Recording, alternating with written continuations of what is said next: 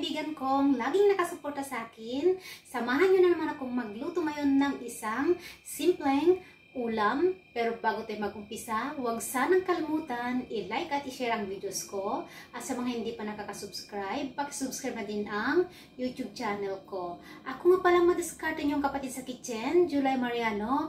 And welcome again sa aking YouTube channel, OFW Diskarte Cooking Ideas. Today, naisipan kong magluto ng napakasimpleng ulam mga lodi, pero napakasarap at napakaanghang. Yabi ito mga lods. Kaya samahan niyo akong mag-prepare at magluto. Let's go! At yan ang ulam na lulutuin natin. Napakasimple mga lodi. Ayan yung sitaw natin pagkahaba-haba. Ayan, magsasawag ako ng ground pork. Maglalagay ako ng bawang sibuyas. At syempre, yung siling labuyo natin. At maglalagay ako ng coconut milk. Ayan yung coconut milk natin. Yung coconut cream mga loads. At syempre, yung cooking oil, fish sauce, at black pepper na pampasarap natin sa lulutuin natin mga lodi. Ayan, samahan nyo na akong mag-prepare at magluto na tayo ng isang masarap na ulam na naman mga lods. Ayan mga lodi, unahin natin yung sibuyas.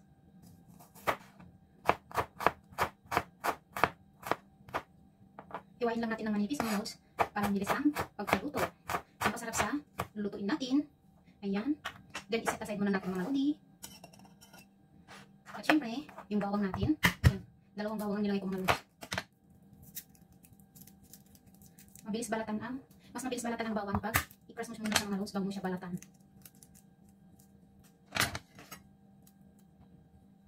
Then, i-mince lang natin. Ayan. Okay na yan mga lodi. Yan yung ating bawang at sibuyas. Iset aside muna natin siya mga loads. Next is yung siling labuyo natin mga lodi. Pampasarap ng lulutuin natin. Para magising ang kaluluwa natin mga loads. Ayan. I-slice lang natin siya mga lodi.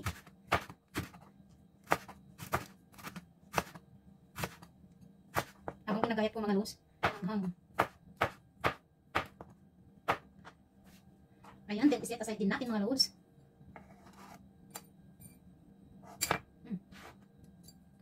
Yan yung siling pampasarap sa ating lulutuin. Next is yung sitaw natin pagkahaba-haba mga loads. Ayan. Pantay ko lang yung ulo at kupitin natin mga loads. Yung tangkay. Ayan mga lodi. Alisin muna natin. Wala ako nang lalagay mga loads. Ganito lang yung paghiwa natin mga loads. Maliit. Ganyan lang.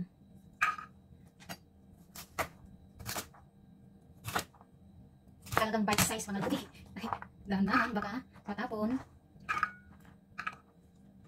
Napaksustansya din ng gulay na ito mga loads. Kahit paminsan-minsan lang. Okay na yan. May butas yung isang sitaw. Itong sitaw na ito mga lodi, last week ko pa binili ito. Kaya lang hindi ko siya naluto kasi busy ako sa trabaho ko mga loads. Kaya bago pa masira, lutuin ko ng mga lodi ng masarap na recipe. Ayan mga loads. Dahan-dahan lang baka magtalsikan yung lodi at malilit lang yung iwan natin. Ang daming pwedeng lutuin sa sitaw mga loads. Isa ito sa napakasarap na gulay. Ayan mga lodi.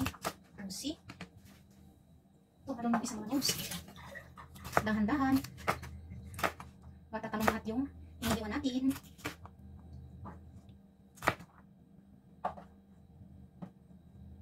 Yung dulo ng sitaw mga loads.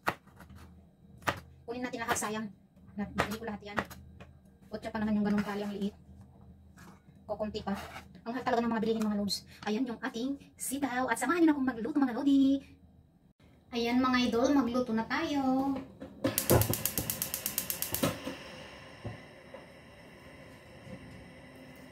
At maglagay tayo ng cooking oil.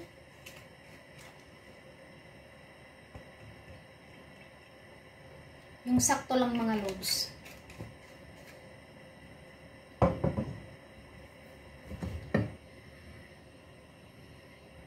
Then, painitin muna natin yung kawali bago natin lagay yung bawang at sibuyas. Ayan mga idol, unahin natin lagay yung sibuyas mga loads. Inuna kong nilalagay ang sibuyas pag nag-isa ko mga lodi kasi mabilis na maluto yung bawang. Ayan, brown natin siya lang konti mga loads.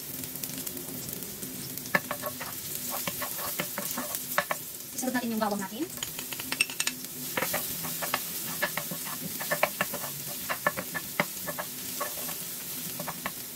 At ilagay natin yung kalahati ng ating labuyo mga loads. Ayan. Kung gusto mo mahang kagaya niluluto ko, igisa mo yung sili mga loads. Ayan. Ilagay na natin yung ground pork o minced pork.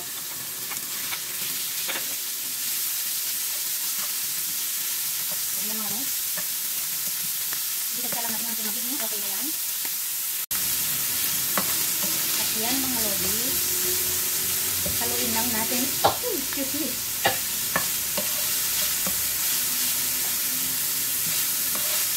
Yung sili mga loads, pumasok sa ilong ko.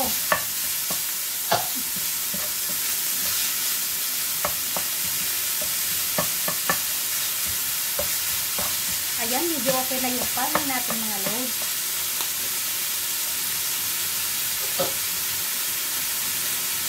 At ilagay na natin yung sitaw.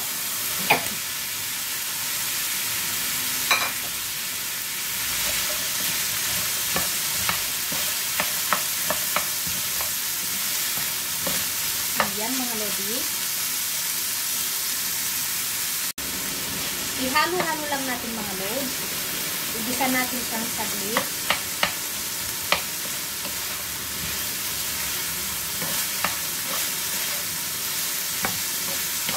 Ang anghang mga lodi.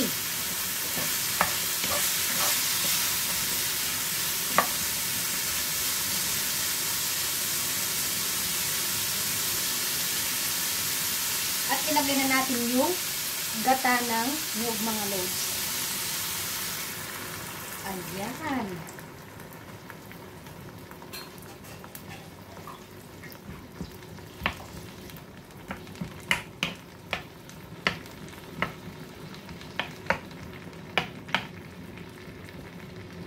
Hayaan lang natin kumul mga lodi.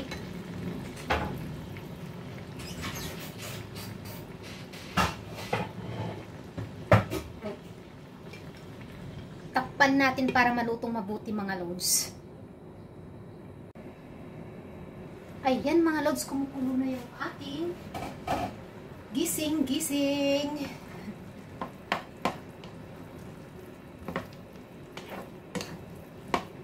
Ayan mga lodi.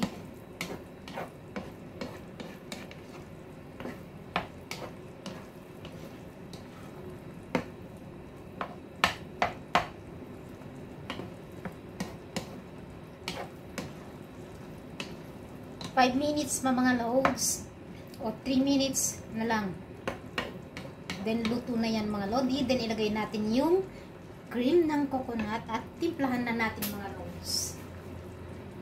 Takpan ulit natin.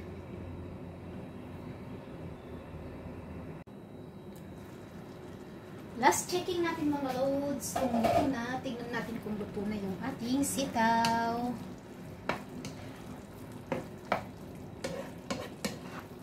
Ayan mga lodi.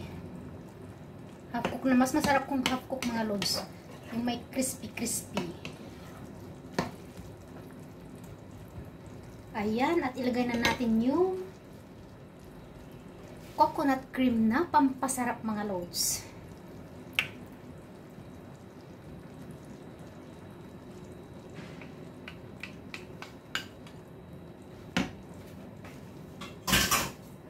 Yung cream ng gata mga lodi. Napaka-creamy ng niluluto natin. Sarap.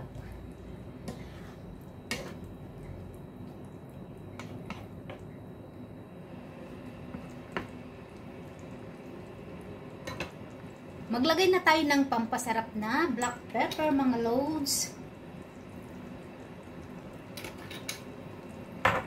At yung ating fish sauce na pampalasa. Ikaw na magtansya mga lodi.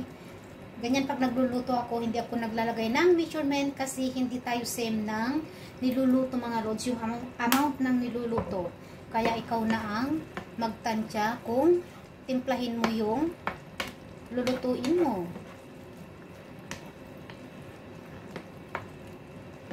Ayan mga lods, luto na yung ating gising-gising. At yung tinira nating labuyo ay ilagay na natin mga loads. Ayan. Oh, sarap ng pagkaanghang nito mga lodi.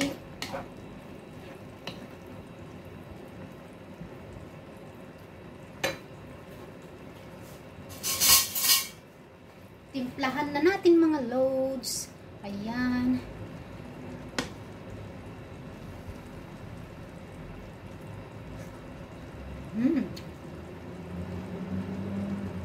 Yummy.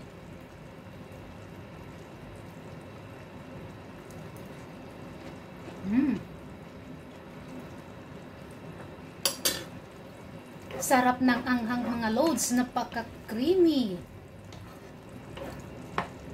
Ayan.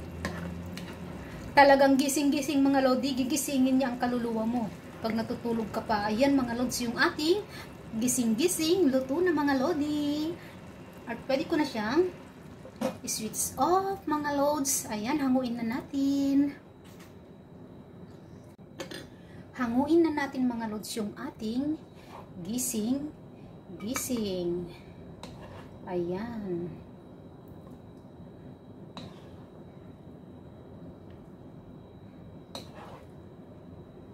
Sarap mga lodi. Ang linamnam ng sabaw mga lods. Yung anghang niya as in napakaanghang talaga kasi ginisa ko yung labuyo mga lodi.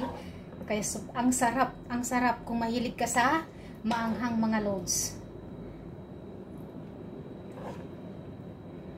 Mahilig kasi ako sa ulam na maanghang mga lodi. Ayan.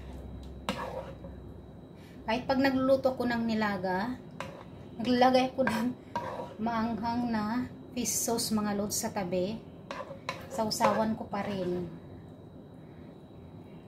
Ayan mga lodi yung ating gising-gising na nakakagising ng kaluluwa mga lods. At yan ang ating napakasarap at creamy na gising-gising mga lods. Ayan, ang yummy ng anghang mga lodi. Sarap. Gising-gising.